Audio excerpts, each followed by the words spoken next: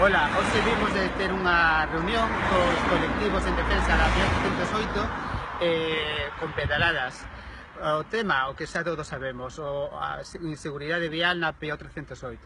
Sí, bueno, vimos de constatar o que xa vimos denunciando dende en Marea, dende que comezamos a legislatura, que as estradas galegas non son seguras. Galicia, a segunda comunidade do Estado con máis atropelos de peóns e ciclistas, e este ano pasado veñen de aumentar en 15 persoas os falecidos nas estradas galegas. Sobre todo temos un problema de recursos para poder dar solucións integrais á situación que agora mesmo ten a estrada P308, pero tamén outras moitas, precisamos orzamentos. E como sabedes, este ano un de cada 3 euros que ia destinado para Galiza non vai a estar xa destinado cos novos orzamentos que propón o Partido Popular, pero no caso da provincia de Pontevedra o recorte é máis dun 47%.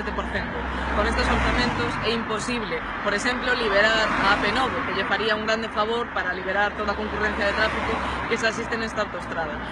Na que agora mesmo estamos, por certo, e ni siquiera hai aceiras ni marxe para poder pasar como peóns e como ciclistas. Isto explicará mellor Quique de Pedaladas. O problema deste vial é que, a pesar de ter aspecto de unha travesía, non ten ese mesmo trazado, non ten medidas de seguranza viaria, os límites de velocidade son excesivos en moitos puntos e incúmplese a maior parte da legislación vixente no regulamento de circulación, tanto por parte das administración como por parte dos conductores.